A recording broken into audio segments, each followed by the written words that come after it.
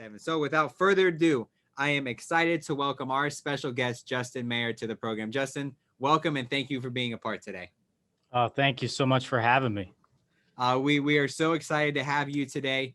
And this program is going to be great. We're going to talk a lot about your career and the things you do, advice you would give the students.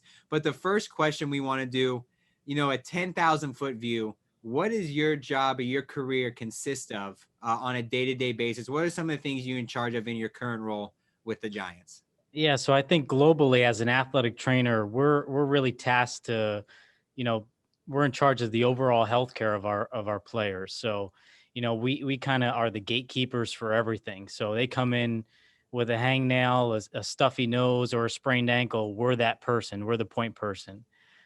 So we kind of send them off to different specialties. But our role is really orthopedic and sports injuries. So as athletic trainers, we treat the whole spectrum of sport injuries, but we're really the point person. They come to us for everything and anything, and really we just build that trust with them, and they come to us for family members, for their loved ones, or anything. I mean, we're their shoulder to cry on days when they're having a tough day. So I think you kind of hit the nail on the head. As athletic trainers, we wear many hats. But for me specifically, my current role, you mentioned I'm a physical therapist and assistant athletic trainer. More specifically, I'm coined with running the concussion program. So a lot of the concussions, I manage the return to play and baseline. Also right now wearing many hats with this our COVID pandemic. So I've now added the role of infection control officer. So working on getting all our guys tested every day, all of our staff members, wearing masks at all times, wearing what we call these Connexon devices, which measure proximity to one another. So really just overall compliance with our protocols that the NFL and the NFLPA have set forth to really keep this game going on during a pandemic that we're really facing and is devastating the country. Absolutely. And it's cool because now those all sound like real fancy titles that you get to have. And it truly has affected, the entire landscape of the NFL, but you really see it in the job that you have, on a day-to-day basis. When you have a job, when you have a full-time career, you've always heard the moniker that, you never work a day in your life if you love what you do. And I can tell just by, your first answer there that you have a passion. You hear your bio and how involved you are in your career. So I guess, can you tell us a little about why you have a passion for your career that you're in, and why do you love what you do? Yeah, I mean, I think I love the process, right? So I got into the profession because I love to help people. Initially, I thought I wanted to be an accountant because I love money and I love anything involved with money. But, I quickly realized that I didn't want to be stuck behind a desk all day. And I really enjoyed helping people in a different way to get back to the things that they love to do. So really athletic training and physical therapy helped me find that passion. And it's true, when you really find your passion, and it's hard as a high school student or even early on in your collegiate career, sometimes you don't really know what you want to do, but it's important to expose yourself to so many different things and really find out what you're truly passionate in. So that way you feel like you don't work a day in your life. Oh, absolutely. And for everybody tuning in today, if you do a quick Google search or a quick Twitter search of Justin's name right now, you're going to see some stories pop up. So what I'm going to do, and this is kind of a one-off, we usually don't do this for the program, but what I'm going to do is I'm actually going to share my screen with you guys, and I'm going to show you a clip. And this is Logan Ryan, who plays as safety for the New York Giants right now. And he's going to talk a little bit about how he, as a football player, as an athlete for the New York Giants, interacted with his trainers, and just the impact that people like Justin have on their team and on their career. So I'm going to share my screen with you guys. I'm going to play a quick video here, and we're going to see just what Justin's impact is. And I just want to talk about something I don't think people really much know about Joe and this organization. I know we talk about wins and losses. I don't want to take up too many people's time, but after the game, my wife flew down to Florida to go vote, a very important state for this vote. My wife actually flew down there to go vote and check on our house. We have a house in Florida. And she was having some stomach pains, and it was 1 a.m., and I was banged up after the game as well, and I was leaving the stadium at 1 a.m. And she was telling me about some some pain she had in her stomach. And I told her, she wanted to sleep it off, and she was in extreme pain, but she said she'll wait till the morning. I talked to one of our trainers about the symptoms. He said, no, she needs to go to the ER.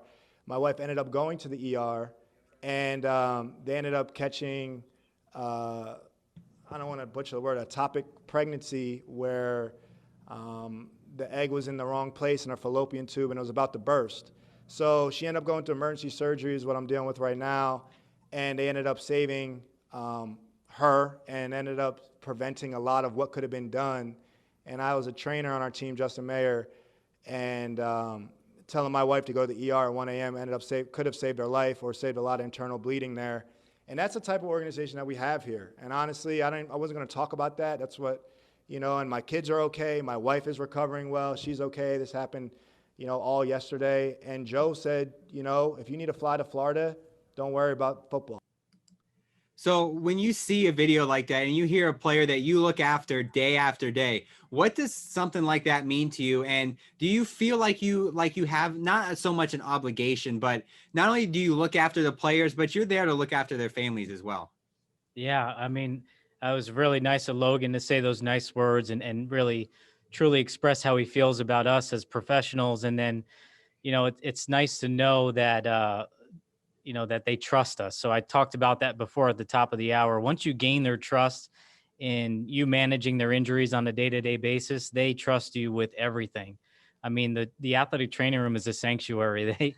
They say a lot of things that they wouldn't say anywhere else. So, just knowing that they trust us with their loved ones, I mean, it really means a lot. And to be able to affect someone's life in that way is just, puts a smile on your face at the end of the day. But at the end of the day, you are just doing your job. So, it's nice, but, it's kind of what we do as athletic trainers. We put our heads down and work, but it's nice to know you're appreciated. Absolutely. I can definitely echo that. And I think that video is just as great. I saw the tweet pop up on my Twitter feed the other day, and I went, hey, we're going to be talking to this guy in a couple days. So it's very cool to see that. And I think it does echo the fact of how much athletic trainers have an impact on the game. And one of the questions we want to ask you is, the stereotype of athletic trainers is what they do. They tape ankles. So for an athletic trainer like yourself, how much of your job is consistent of that? And what else, outside of, quote unquote, taping ankles, are you in charge of on a practice day, a game day? What does that kind of look like for you? Yeah, so I mean, we could take today as an example. We came in 6:30 this morning. First thing on the player schedule is treatments and rehab. So all of the injured guys that are on the injury report to mandatory treatments because, it's kind of the first thing on their schedule. We spend time performing different modalities, different therapeutic exercises specific to their injury and where they're at in their recovery. So we spend the first hour of the day doing that. Players go to meetings. We end up doing a little administrative work. So catching up on emails, a lot of this COVID stuff. And then again, we're back at it. We're back into treatments, back into rehabilitation because we have some long-term injuries. So some people that have a foot fracture or an Achilles tear, an ACL tear, we spend some time in the middle of the day with those guys that aren't in meetings, rehabilitating them. So, taking them through an exercise program or putting them in the hydrotherapy room to do some aquatic therapy, put them in the unloader treadmill to start their running progressions. And then from there, there's probably about 15% of our job is actually taping. I mean, maybe even 10%. Taping was a big thing, but now our roles have expanded so much as athletic trainers and what we do on a day-to-day basis. Go out to the practice field and look for acute injuries. So we're managing or watching the field and really looking for mechanisms of injury. So we really know what's going on before we get to the player and we start the interview process and really get a gauge of where they're at. But also on the field, we're rehabbing those injured guys again. So you could see it goes on and on. I would say 10% of our time is taping. It's really, I know that's kind of what people think of, but it's really such a minuscule part of our day. I think that's a great part. Now, we're going to kind of dive into some of the questions geared towards career here. And the first one you've mentioned a couple of times is, the pandemic and how COVID-19 has truly taken over our entire world. specifically the game of football. You see all these reports now and tweets and stories coming out about everybody testing positive and who's out and who's not. So basically, how has that affected your job? Because I think out of everybody, in an NFL organization, that your career and the people you work with, it has to affect them the most out of everybody. Yeah, I mean, early on, so we came back from Indianapolis back on, I don't know, March 1st, 2nd. And right at that point, my boss, Senior Vice President of Medical Services, and head athletic trainer Ronnie Barnes, really saw, kind of the situation unfolding across the country and said, "Hey, we need to put a task force together here at the Giants and be ahead of this and get ready." And about, a week and a half into it, we started shutting our building down, started making plans for the future.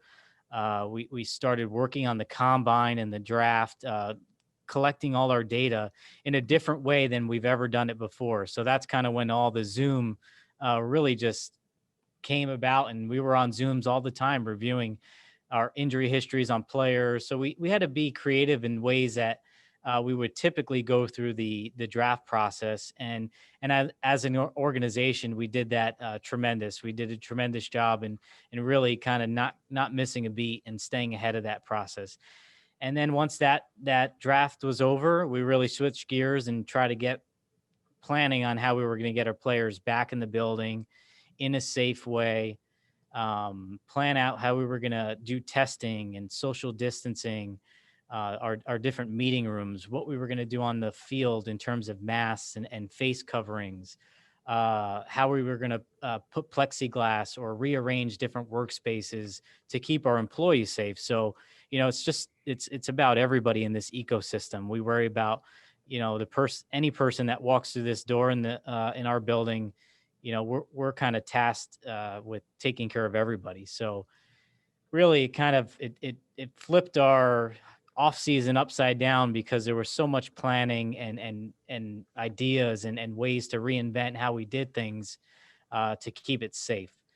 So I would say that was our biggest thing. And doing our jobs with masks, early on it was a challenge, but now you forget that you even have the mask on because Yeah. it's become second nature. Yep, it's become a part. You leave the house, phone, wallet, keys, mask. Like Yeah. that's just part of everything you walk out the door with in the morning now. Exactly. And just to interject real quick, I think the biggest part too was education, right? So we had to come up with ways to educate our players, coach, staff on this novel virus. It's ever changing.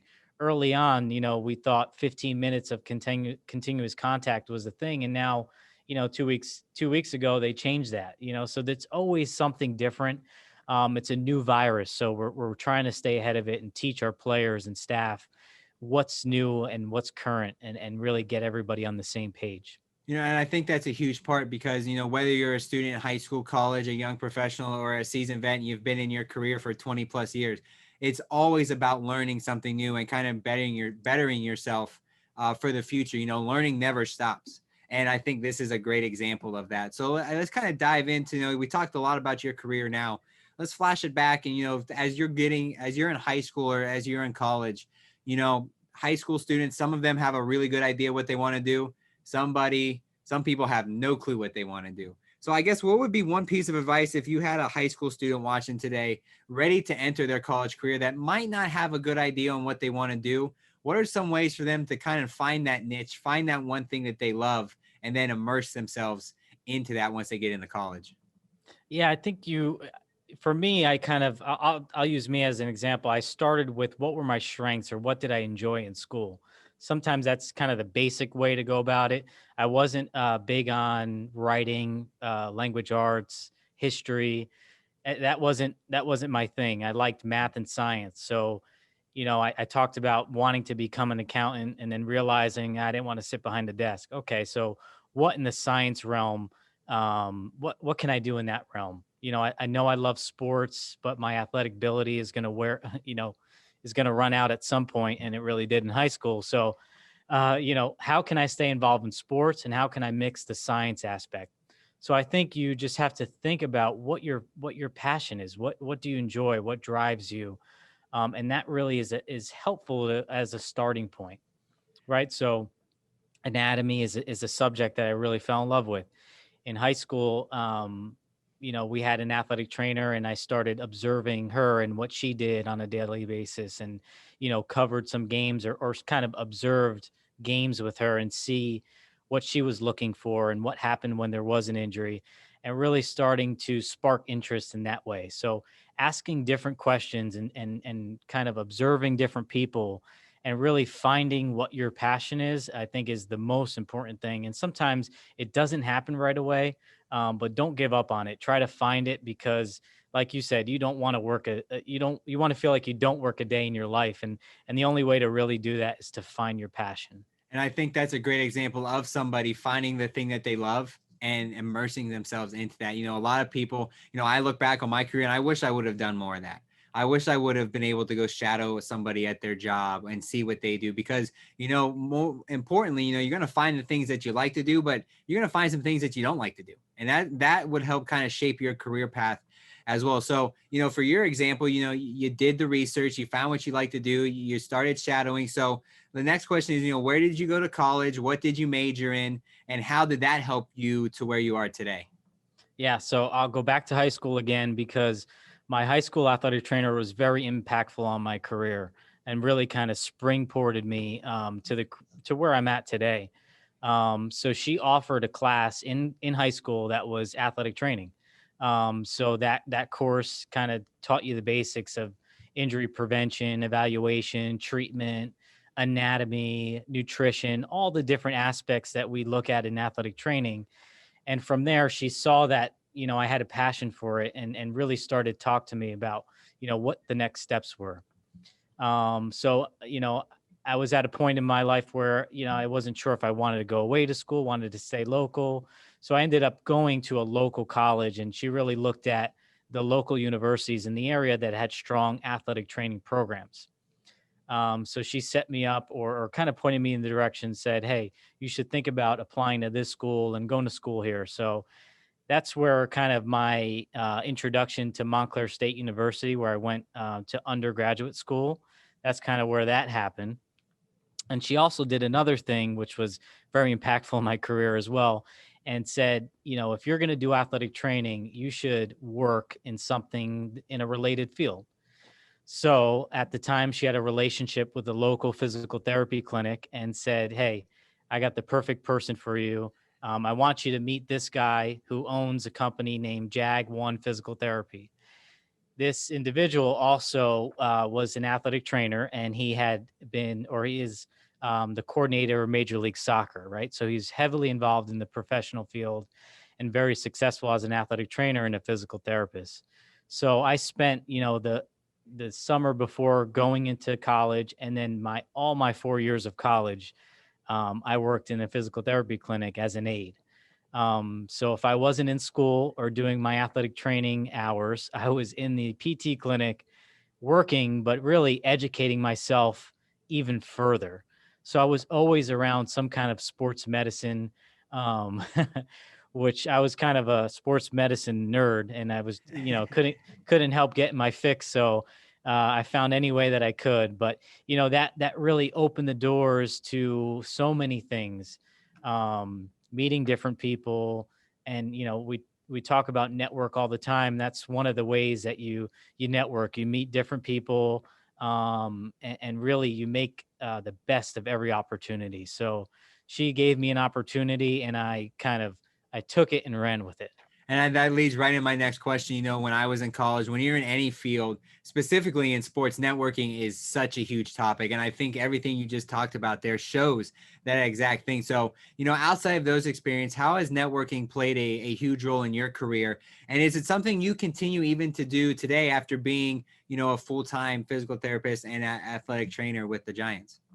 Yeah, so for sure. I mean, networking and mentorship has really been very impactful on my career. So that high school athletic trainer springboarded to the owner at the physical therapy clinic, and then also my head athletic trainer at the college that I went to at undergrad, who established a internship program here at the Giants, who, I met another one of my mentors at the physical therapy clinic, who's actually a full-time athletic trainer, physical therapist here at the Giants. So you could see the networking and the mentorship kind of grew out from this one thing, and really just taking advantage of every opportunity and asking questions and learning from different people's career paths and trying to find out ways to make it to where they are. What got them to that point, I think is really helpful in your career path as well. To kind of dive into something you handle, you've mentioned a little bit about your career here. Former Giants quarterback Eli Manning, he started over 200 consecutive games in the NFL, which besides Brett Favre is the record, the second place behind Favre there. Definitely an impressive feat. But how much credit does the Giants training staff deserve, or any training staff deserve, when you see a player like that start so many games in a row? Yeah, I mean, Eli is a special breed. He made us look good because he was not in the athletic training room much. There were points in his career where he did utilize our service, but man, he took care of his body. He was very smart with how he was on the football field, but really, he's a true professional, took care of his body. And I think the athletic trainers could take a little bit of credit, but all the credit is due to Eli. I mean, that is a true pro, and I look forward to hopefully seeing him one day in Canton. He might just have one of these bronze busts on display here in Canton, Ohio. And I mentioned Eli Manning because the next part we want to do is, part of our job here at the Pro Football Hall of Fame is known as to honor the heroes of the game and preserve the history of all those heroes, not just our gold jackets, but every person who has had an impact on the game of football, from athletic trainers to quarterbacks to owners to media members, all those different people. So one thing we want to do is I'm actually going to send it out to our museum, to my coworker, Nathan Martin, who is the youth and education coordinator. And he's in front of some of those Giants artifacts we have on display. One of those from a pretty important moment in Giants history. So Nathan, take it away. Yeah, Jake, thanks for sending it out here. And like you said, I am in the Lamar Hunt Super Bowl gallery right now, live for this live looking into the museum. And as you guys can kind of see behind me, there's a lot of New York Giants gear. We've got a jersey from OCU Minora. We've got a helmet. See if I can get my camera. A helmet from David Tyree, and a little bit lower, we've got a helmet from quarterback Eli Manning. And all of these artifacts were worn on February 3rd, 2008, when the Giants won Super Bowl 42. And the helmet actually from Tyree is the one that he had on when he made that crazy catch on his head to set up the game-winning score there for the Giants. And we know that, Justin, you weren't on the staff yet at that point with Super Bowl 42. But if you guys follow me over here to another portion, I know it's not the Russell Wilson jersey we're talking about, but this football, see, I'm going to flip my camera. This is going to be a lot easier. If you guys look, this football right here was used on the opening kickoff of Super Bowl 46. Justin was one of the athletic trainers working with the Giants in Super Bowl 46 when, once again, they upset the New England Patriots to win another Super Bowl. So our question for you, coming from the Lamar Hunt Super Bowl gallery, Justin, is when you're working in the playoffs, when you're working ultimately in the Super Bowl, is it just business as usual, or do you feel added pressure as an athletic trainer working in that high pressure environment, really? I mean, I think your heart flutters a little more, but it is business as usual. You kind of get rolling game after game, and that year was just a unique year where we won a ton of road playoff games after the one our first playoff win at MetLife Stadium, but we were just road warriors that year, and it was just business as usual. But there was significance to that game, and you felt the pressure, and it really come down to the last drive. I mean, that last pass that Tom Brady threw up, you didn't know until that ball hit the ground if we were going to be Super Bowl champs. So that was definitely one of the most impactful moments in my career to date. But yeah, there was added pressure, but as a medical professional, it is business as usual. We're ready for any moment in time. So where were you when Mario Manningham made that crazy catch on the sideline for that game-winning drive? That was on the Patriots sideline, so it was on the far sideline. So if you actually look back in some of the archives and the pictures, you could see one of our colleagues, who's now the head athletic trainer at the Detroit Lions. You could see him in the background saying, "Out of bounds." So it is a funny moment to us, just because we always see our colleagues be passionate in the heat of the game. But I was on the home sideline, but we would not have won that Super Bowl if it wasn't for that laser pass from Eli, and really the whereabouts of Mario to know and keep his foot and both feet in bounds to catch that ball.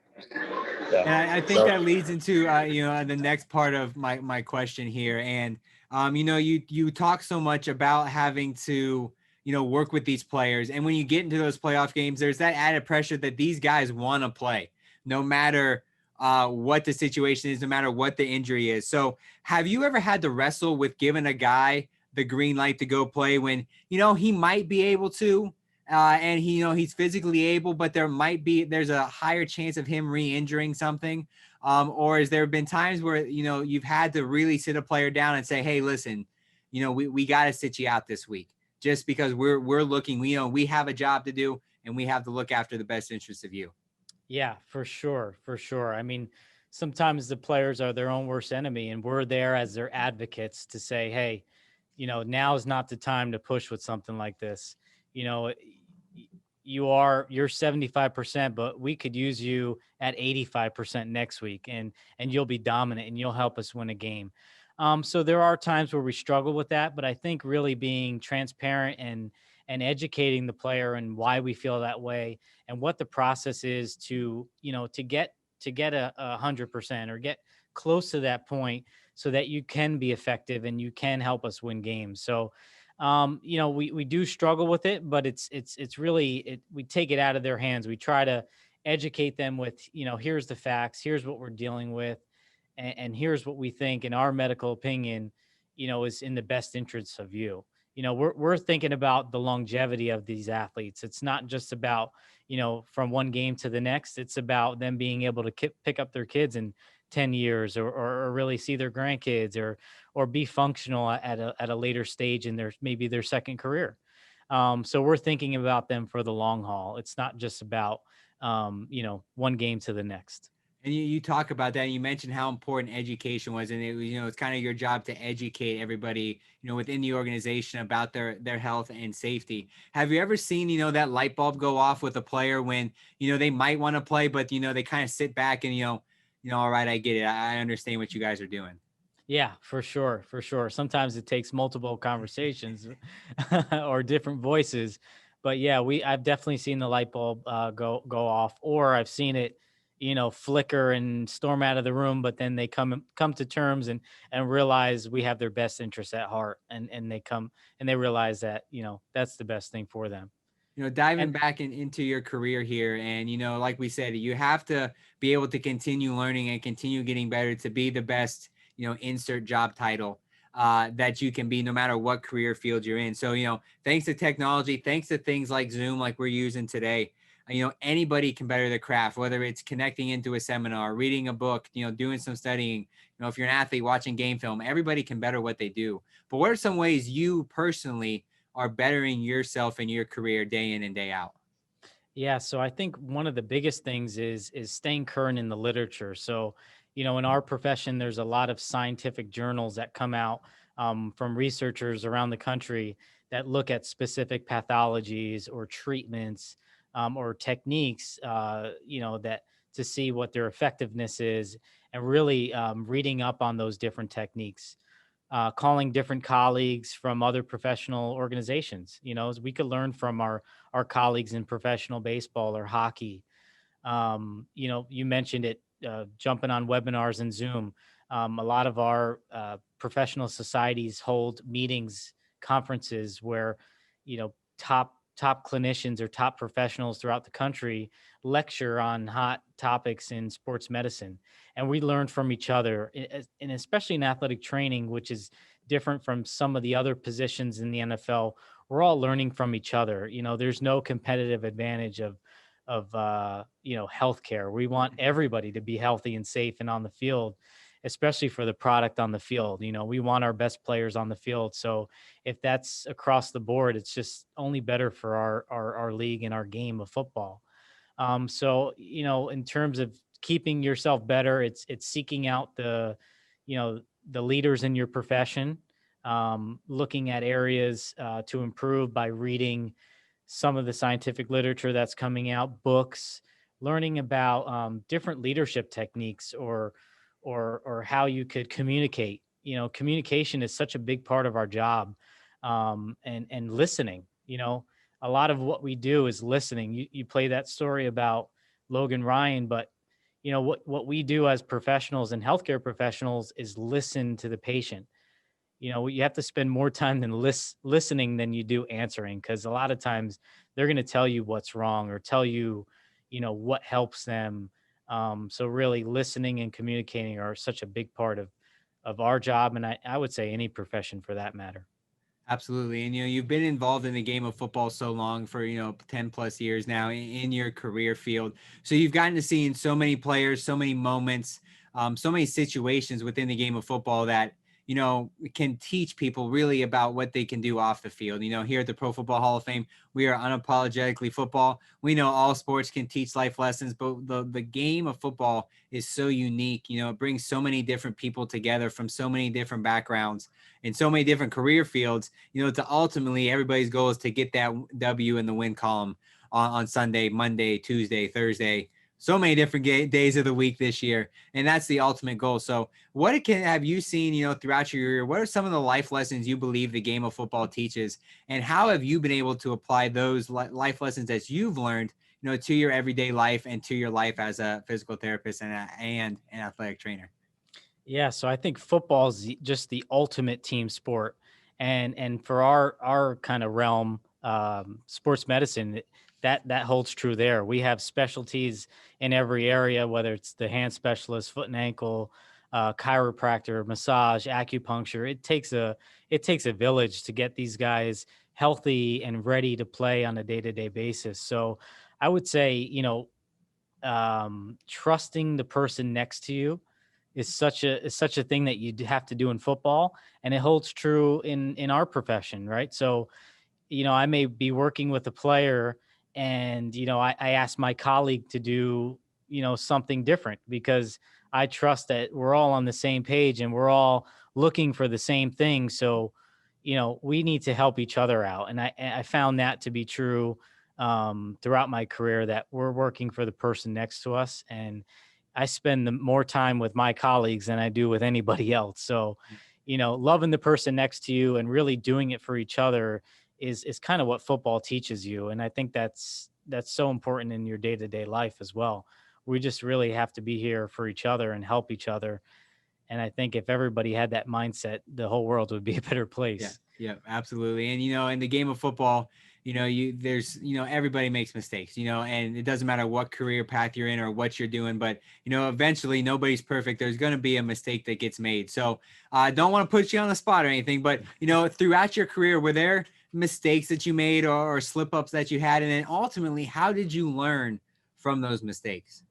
Yeah, for sure. I think you kind of early on in anybody's career, you kind of think you have it all figured out, and you think your way is the only way, and that's not true. You should never be dogmatic about something, and you should kind of understand both sides and meet somewhere in the middle. And I think early on in my career, I tried to, do it my way, whereas a lot of times, like I said before, listen to your athletes, listen to the players. They made it to this level for a reason. They know their bodies. So, rehabilitation in that sense is kind of a two-way street. You have to work together. You have to have give and take. There's progressions to every exercise, but there's also regression. So you have to learn how to push and pull, and it's almost like a little tug of war. But at the end of the day, everybody needs to win. So really listening, I think, is a key thing. And early on, I try to do it my way. But like you said, you learn, and you make mistakes and you learn from them. And I think that's the key. Everyone's going to make mistakes, and we all make mistakes to this day, but the key is learning from it and trying not to do it again. Absolutely. I got a question coming here. This is from Spencer, who goes to Michigan State University. the Spartans up there. He's asked, how demanding is your profession in regards to time? And then what does a typical workday hours wise look like for you? Yeah. So first question was, how demanding is the time? Yes. Yes. Oh, very, very. You have to be, especially at the professional level, you have to be ready and willing and accepting of missing some really important life events, whether it's birthdays, holidays, especially in the NFL, you might have a Thanksgiving game, you may have a Christmas game, so there are going to be some events that you miss out on. But I think in terms of all the professional sports, football is one of the ones where you have a game once a week. You might travel every other week. So for the most part, you don't spend a lot of time on the road.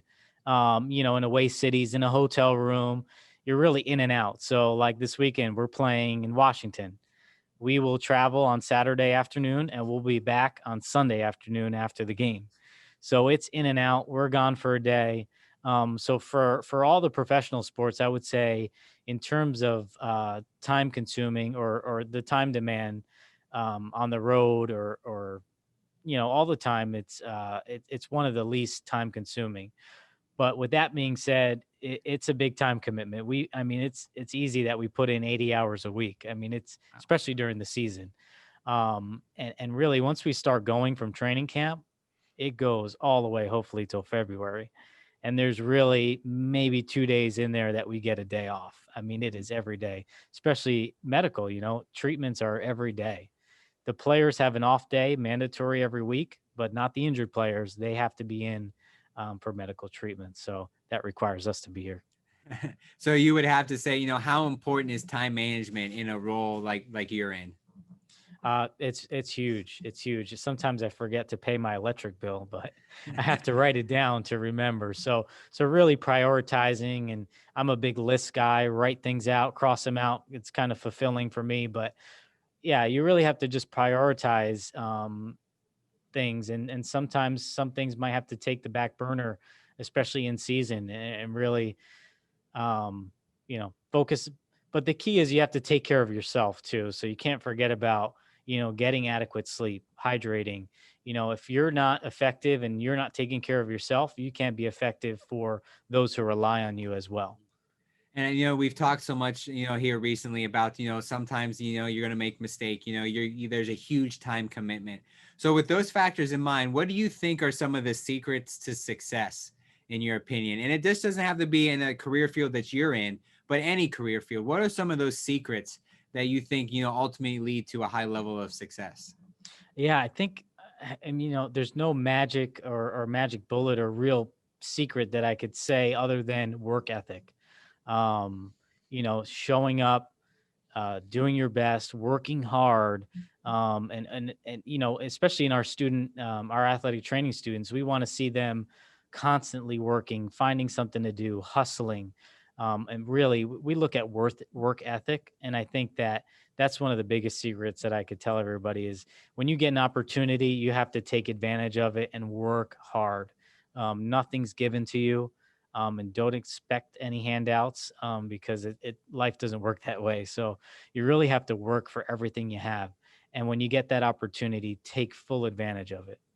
Absolutely. To jump back into, your career a little bit, obviously being with an NFL organization, there is a huge time commitment, but, on the flip side of that time commitment, there are some pretty cool perks and things and events you get to be a part of. And I probably know the answer to this, but I'm going to ask it anyway. Out of your career that you've been, in the NFL, do you have a favorite moment that stands out to you kind of above the others? And how did that moment affect you? And what does it mean to you to be involved in something like that? Yeah, I mean, the easy and obvious one is the Super Bowl. Watching the ball be out of reach of Gronkowski's hands and touching the ground, and watching our confetti burst out into Lucas Oil. I mean, that was pretty much the top. The only unfortunate thing is that was really my kind of first year full time, but really second year in the NFL. And we're trying to get back to that those glory days, or get back to the Holy Grail. But really, if I could go back, I'd really soak it in, because you never know if you'll be there again. So I think that that definitely was the most impactful and most memorable moment in my career to date. Talking a little bit about the team today, they got a new head coach in Joe Judge. And, we asked this question. We had somebody who worked for the Tennessee Titans on a couple weeks ago, and we talked about Mike Rabel and what he means to the organization. So I want to ask the same question, having a new guy in charge and kind of a new feeling in the building. What is Coach Judge meant to the organization? And is his, love for the game and his impactfulness on the field, does that trickle down into everybody else within the organization? Oh, for sure. I mean, he is so football oriented, and has such a passion and love for the game. But his presence is really felt and resonates throughout the building, demanding respect, and you really just you see it in him that he cares for the athletes, but also cares for the little things, doing all the little thing rights and all the little things right. And really fundamental football is what really leads to success in this league. But really, he's done a great job in such a short time that he's been here, and really has got these players and staff engaged in what his beliefs are. Absolutely. And I think you can tell that, watching practice videos. You heard Logan Ryan say it during that video on how much, not only does he care about football, but he truly cares about his players when he says, what, don't worry about football. Go handle your family because, ultimately that is what comes first. And we got time here for a couple more questions. And we've talked a little bit about networking today. So if we have a student, professor, or whoever it might be who's tuning in here, what would be a piece of advice you would give them when it comes to networking? How can somebody reach out to somebody in the sports profession and start that relationship and build that relationship? What's that first step that they have to take? Yeah, so I think everybody's a little bit different. I'm not a big social media guy, but you'll find some people throughout the league or some other professional organizations who put themselves out there. They're on platforms like Twitter and Instagram. But I think a good way to start is all of our professional organizations have a website. So for us athletic trainers, we have PFATS. That's our Professional Football Athletic Trainer Society, which has a website, pfats.com. And really, so when I was kind of looking into this profession, I was looking at the member directory. So that's looking at all the different teams. So, I'm from New Jersey, born, raised. I grew up about 15 minutes here from Giants Stadium. So I'd click on the Giants and, I'd see Ronnie Barnes and Steve Kennelly and Lee Weiss and Byron Hansen at the time, just looking at the different members of the staff and learning about their history and looking around. So I think that's one way. And a lot of times there's mailing addresses on there where you could reach out to them by letter, or, if you're an athletic training student and you want to apply, that's kind of the best way to do that. For me personally, I think the best way to reach me is email. That's kind of how I communicate. Right now, my email box gets a little filled with all this COVID stuff, as well as, the regular full-time job. So, I eventually try to get back to everyone because I've been in that position before, and it's nice, even if you don't get a yes, you could come observe. At least just hearing from you and starting the dialogue and answering simple questions to hopefully get people on the right path. I like to help people. So that's kind of one way I do that. And I think my last question here for you today is, you've had so many little tidbits of information that people can take away from today. But if you can sum everything up that, we kind of touched on today into one piece of advice, what would one piece of advice that you would want everybody watching today, whether you're a high school student, college student, young professional, seasoned vet, whoever it might be, what is one piece of advice you want them to kind of take away from our time here today? I would say it's a couple things. It's never stop learning, right? Find your passion, network, which we talked about a bunch of times, mentorship, right? So you're never going to be able to do it alone. There's a lot of people who have done it before us, fell on their face, got up, and been successful. So when you find a mentor, keep it like tokens and treasure them. And then you want to pay it back. So I'm at the point in my career where, I have a lot of mentors and I'm growing professionally. So, it's important that eventually you start paying it forward and really embracing the students that are under you or trying to answer questions on career paths. So I think those are the most important things. Really just continue growing, network, mentorship, and never stop learning. I think that's a great way to wrap up today's installment of the Pro Football Hall of Fame's Before the Snap series, featuring athletic trainer, physical therapist for the New York Giants, Mr. Justin Maher. Justin, thank you so much for being a part of the program today. Greatly appreciate you connecting and taking time out of, we heard your super busy schedule that you have there with the team to be a part of the program today and talk a little bit about your career and really teach everybody out there watching what it's like to be an athletic trainer. Thank you so much. I appreciate you having me. So before we leave everybody today, just a couple quick announcements. Again, if you want to stay up to date with all the great content we have here at the Pro Football Hall of Fame, hit the follow, hit the like, hit the subscribe, all those different buttons on all the social platforms to stay up to date with everything that we're doing here at the Pro Football Hall of Fame. If you're a podcast listener, tune into the Mission podcast hosted by our great friend here at the Hall of Fame, Mr. Jameer Howardson, who just had a director on from here in Worcester, Ohio, who tells the story of Charles Follis, the first African-American to play professional football. So give that a listen, hit that subscribe button, and stay tuned for everything that we're going to be doing here on the Pro Football Hall of Fame social media channels. Next week, we are happy to welcome Pro Football Hall of Fame selector, meaning he gets to select all those Hall of Famers, and sports journalist for USA Today, Mr. Jarrett Bell, who's going to be our special guest on the Pro Football Hall of Fame's Before the Snap series next week. So, and as I said at the beginning, thank you so much, Justin, for everything that you do for the game. The athletic trainer position is one of the most important within every NFL organization. Without athletic trainers, who knows what the team would look like. So thank you for everything that you do for the game. Thank you for everything you do here for us at the Hall of Fame, even though it might not seem like it. Thank you for being a part of today. And we greatly appreciate you connected. And so for myself, the youth and education team here at the Hall of Fame, Nathan Martin, who you guys saw, all the way up to our president and CEO, David Baker. Thank you so much for being a part of the program today. Everybody tuning in, thank you so much for watching, and we'll see you next week right here on the Pro Football Hall of Fame's Facebook page with the Before the Snap series. Thank you, everybody. We'll see you next week.